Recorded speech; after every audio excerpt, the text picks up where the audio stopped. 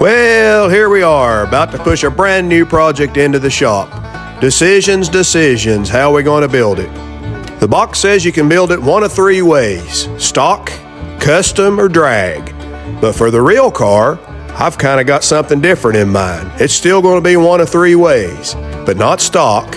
Instead of stock, hot rod. Instead of custom, let's say tail dragger. And instead of drag car, let's say full-on 1960s gasser. That's my three choices. Let me know in the comments what your choice would be.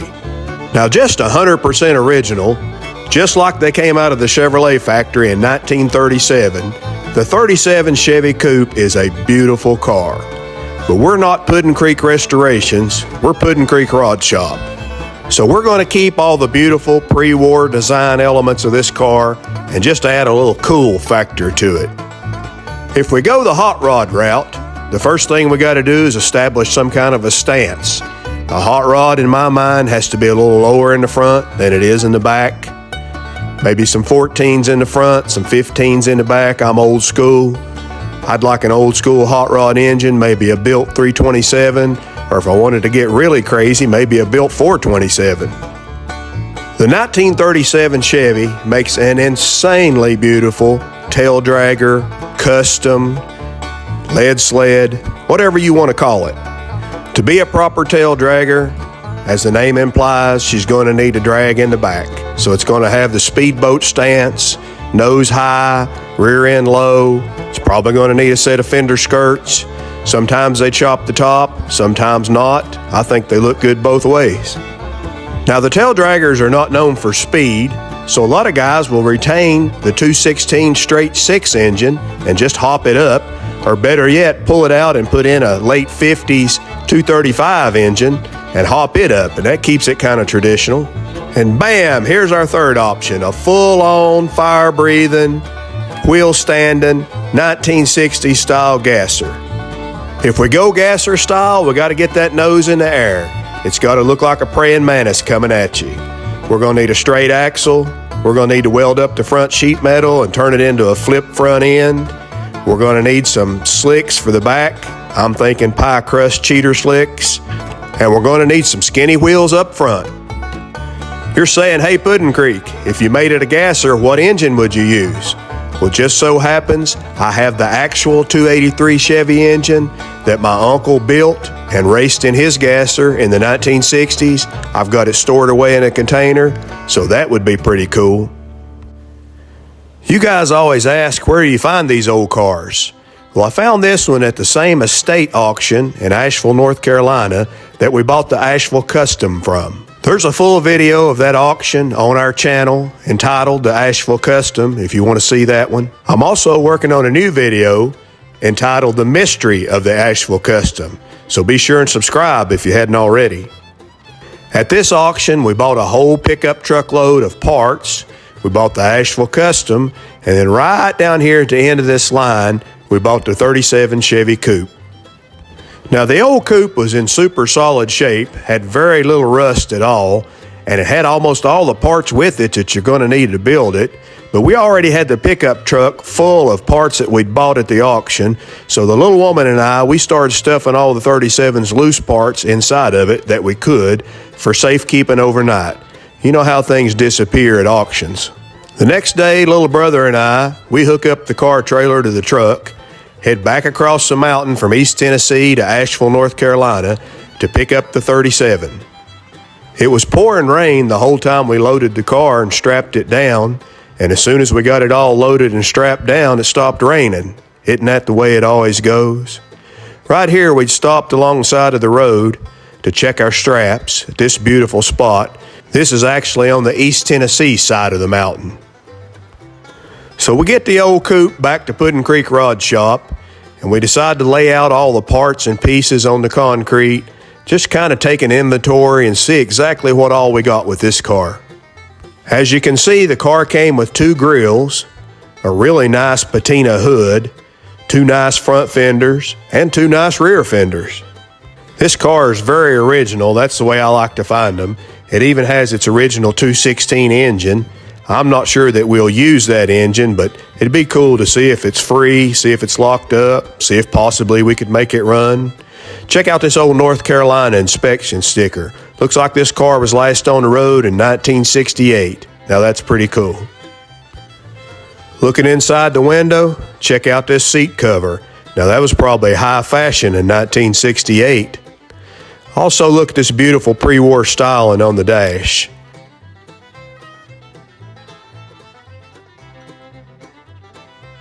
I think my favorite part of the whole car is this old Bakelite shift knob. That will definitely be in the car when it's finished. We decided to set the old hood on the car, set the grill in place, put a few bolts in the fenders, just to get an idea of what she looks like. She looks pretty mean. Now that auction happened back in 2022. We had the car in storage for the last 2 years. Today's the day we get it out of storage and we push it into the shop to get started. But before we can push the 37 into the shop, we have to pull this car out. Now you're saying, whoa, Puddin Creek, what in the world's that doing in the shop? That's not a traditional hot rod or a custom. That looks like a 1960s car. Have you switched governments on us? Well, you'd be right. This is an Impala, a 1968 Impala to be specific. Now you're saying, oh, that must be a customer car. Well, kinda. It's the most important customer of all. This is the little woman's car. I mean, what did you guys think the little woman would be driving? A DeSoto? A 32 Ford? 56 T-Bird? Nope. 1968 Impala. Now, you didn't see that one coming, did you? I had the little woman's car in the shop to put a new carb on it. Also did a full tune-up, tweaked the timing a little bit. Now the old 327's running like a sewing machine. Now, when the little woman's cruising her Impala, she likes to listen to some tunes. Can you guess what she likes to listen to? You'd probably guess CCR, ZZ Top, the Beach Boys. Well, you'd be wrong. She likes to listen to Vern Gosdin while she's cruising. Now, the little woman loves her Impala. The only thing she's not crazy about is the wheels. We didn't put the wheels on this car. These are the wheels that came on it when we bought it. She's having a hard time picking a new wheel to replace these, so you guys leave her some wheel ideas in the comments. If this was your car, what wheels would you run on it? All right, back to the 37 Chevy. I've had 3 cups of coffee and a Flintstones vitamin. I think I'm ready to push it into the shop. Usually these old cars roll pretty good, but this one must have a brake shoe dragging just a little bit. It's just about everything I can do to push it. Now, I told you guys this car had all the parts it was going to be needed to build it, but I failed to mention the one thing that is missing is the steering column and the steering box. For some reason, somebody has removed the column and steering box from this car, and so I have to try to steer it with the wheels. They're not turning too easy either. Strangely, back in 2001, I went to an estate sale of a guy that restored Model A Fords. He had 2 or 3 buildings full of Model A Ford parts, and the only part in the whole mess that wasn't Model A Ford was a 1937 Chevy steering column, steering box, and accessory steering wheel. Now, at that time, I didn't have a 37 Chevy, but it had a beautiful Bakelite accessory steering wheel, so I paid $75 at the auction for the steering wheel and the column and the steering box just to get this accessory steering wheel off of it. Ain't it crazy how things work out in this hot rod game? I buy a steering wheel and column and steering box, and then 21 years later I buy the car to go with it. I just wasn't able to push it over this concrete hump by hand. This car does not have a rear bumper, so there's nothing really to push on with the tractor. That's the reason I was trying to push it by hand to start with. So I decided to put a 4x4 behind one of the rear tires and take my little tractor and push it over the hump. Now, whoever primered this car in the 60s, they didn't bother to tape off the window glass or the rubber. They just sprayed the window rubber and about an inch or inch and a half all the way around the glass itself. Kind of gives it a sinister look. I keep staring at the height of this windshield, the way it looks with the primer sprayed around it. It's making me think this thing might need a chopped top. It would really look mean with an inch or two took out of the top. Next morning I come in to find one of the old 1960s bias plies flat as a board, so I had to call the pit crew in, get this tire pumped up and get her set and level once again. Now when you tell this young man to put 30 pounds of air in your tire, that's just exactly what you're going to get. He keeps both eyes peeled right on the old air pressure gauge the whole time. He's not going to give you 31 and he's not going to give you 29. He's going to give you 30 pounds, just exactly what you paid for. Now, if you remember, 2 years ago, back at the auction, before we hauled this thing home, the little woman and I, we stuffed the trunk just full of all the extra 37 Chevy parts that came along with the car. Now, it's a big trunk, and I haven't had it open in the last 2 years, so I remember there was an extra hood in there, but other than that, I really don't even remember what's back here. Looks like the old original horn might be here. It's kind of cool, but we probably won't be using that. Looks like some varmints have set up residency here in the back of this big old trunk. I don't remember all this stainless trim being back here. That's pretty cool. That's more than I thought I had. I'm pretty sure I know exactly where this piece goes.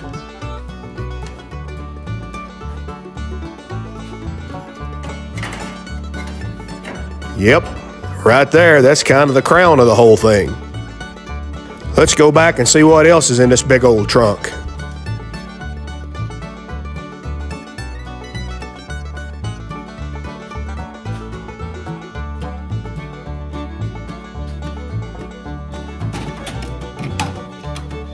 Looks like the emergency brake handle. And it kind of looks like it's got that marble swirl pattern like the accessory steering wheel I found back in 2001. Let's clean it up and see if it matches.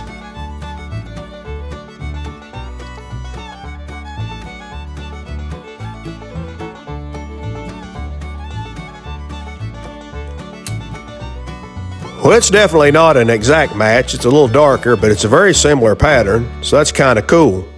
When we get these barn find cars back to the shop and we clean them out inside, we always find a lot of crazy stuff, snuff cans, oil cans, you name it, old newspapers. But in this car, we really found something crazy.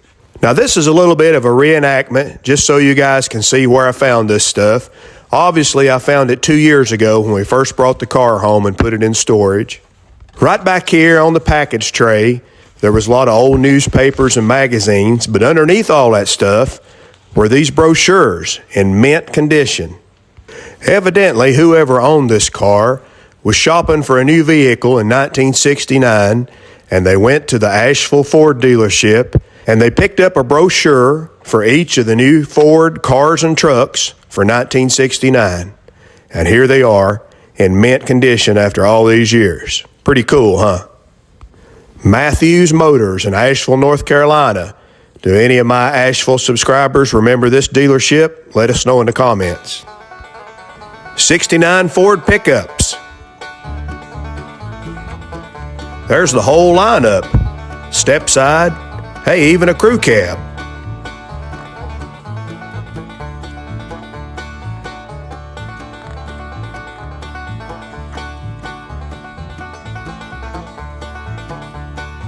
There's the camper special. I know a lot of guys are looking for those today to redo.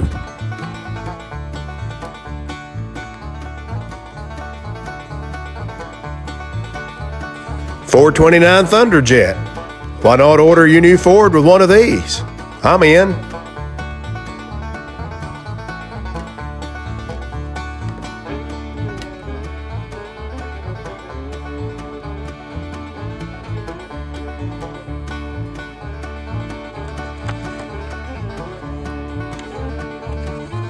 It's 1969. You get home from the dealership. You're picking out what color you want to order your new Ford truck or Ford station wagon in. Merle Haggard's probably playing on your radio. Good times.